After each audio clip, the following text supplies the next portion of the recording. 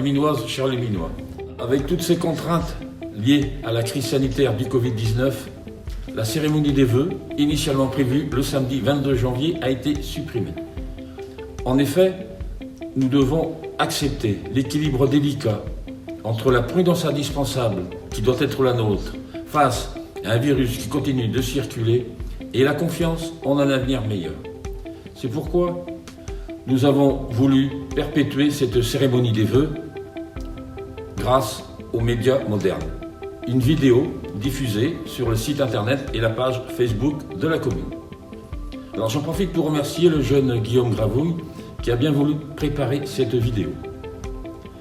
Alors, au nom de tous les membres du conseil municipal et de l'ensemble du personnel communal, je vous souhaite mes meilleurs vœux de bonne année, de bonne santé, de bonheur et de sérénité pour 2022. Ayons aussi pensé pour les personnes qui sont dans la souffrance physique, souffrance morale et financière. Je leur souhaite tout le courage et la volonté nécessaires à surmonter ces épreuves. Je souhaite également la bonne année à toutes les associations de la commune qui, chacune dans leur spécificité, donnent les raisons de vivre et d'habiter à Saint-Lumine. En effet, qui mieux que les bénévoles incarne la solidarité dans notre pays, dans notre nation. Aux artisans, aux commerçants, aux agriculteurs, aux professionnels de santé, aux chefs d'entreprise, je forme mes vœux de réussite dans leurs projets pour 2022. N'oublions pas de rendre visite à nos artisans et aux commerçants du centre-bourg. Je souhaite également la bienvenue aux nouveaux arrivants et aux bébés nés en 2021 et leur souhaite une bonne année.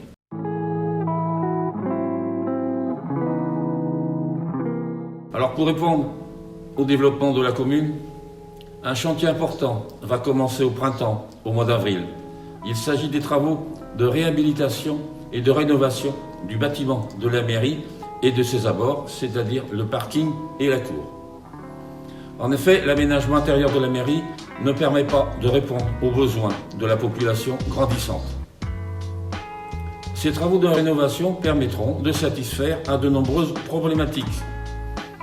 La première, une meilleure circulation intérieure et de plus grands espaces. Ensuite, une amélioration de l'isolation phonique afin de permettre une meilleure confidentialité avec les habitants. Une amélioration de l'isolation thermique. Enfin, la mise en accessibilité du bâtiment et de ses abords. Alors pendant la durée de ces travaux, l'ensemble des services administratifs de la mairie et de la poste seront transférés dans des bâtiments modulaires situés dans la cour d'honneur du Clos des Buis. Rénover le bâtiment de la mairie, c'est rénover un bâtiment emblématique de la commune. C'est conserver la mémoire du bourg, c'est essentiel pour l'avenir de la mairie.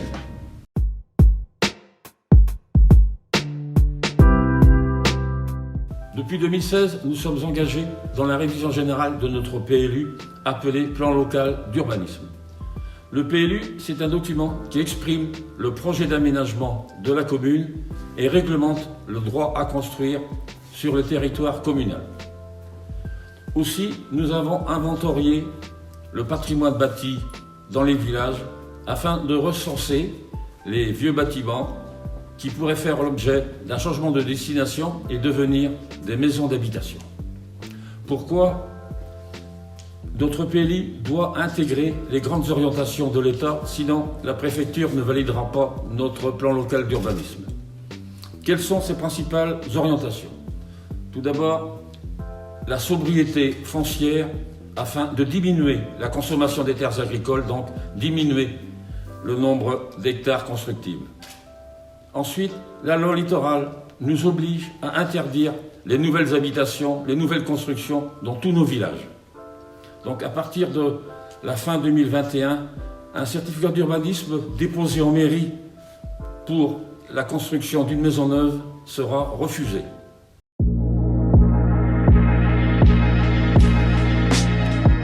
Dans le cadre du dispositif Territoire engagé pour la nature, la commune a répertorié les actions en faveur de la biodiversité et de la protection de la nature. L'action principale de 2022 sera le développement de l'éco-pâturage. L'éco-pâturage consiste à installer des animaux, en l'occurrence des moutons, pour entretenir nos espaces verts. L'éco-pâturage, c'est un mode d'entretien écologique des espaces verts. Installer des troupeaux sur nos espaces verts, c'est aussi recréer une atmosphère de vie. En fait, la biodiversité a besoin du petit coup de pouce de l'homme.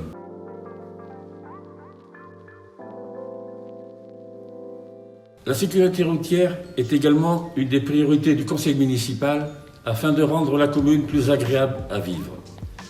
C'est pourquoi la commune va procéder à l'achat d'un radar pédagogique qui sera posé tantôt dans le bourg, tantôt dans nos villages.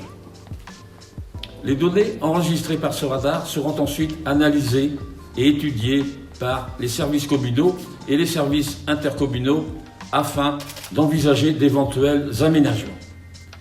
J'en appelle aussi et surtout à la responsabilité de tous. Nous devons tous respecter la vitesse autorisée à la traversée des villages et dans le centre-bourg. C'est une question de responsabilité individuelle et collective.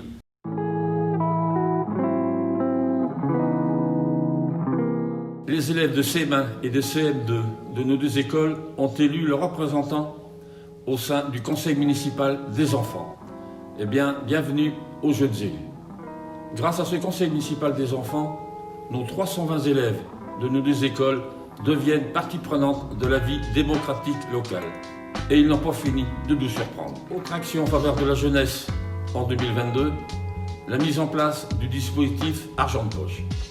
Ce dispositif Argent de Poche permettra aux jeunes âgés de plus de 16 ans et de moins de 18 ans d'effectuer certains petits chantiers et travaux de proximité en contrepartie d'une indemnisation que l'on appelle argent de poche.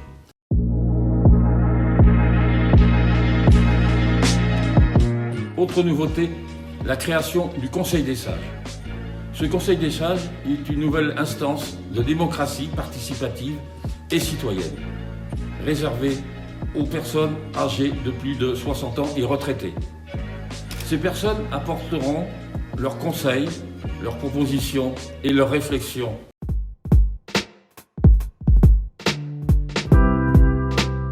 Encore une fois, chères Léminoises, chers Léminois, je vous adresse mes vœux les plus chaleureux pour cette année 2022. Que cette nouvelle année nous permette de nous rencontrer et de cultiver notre bien-vivre à Saint-Livin-de-Coutais.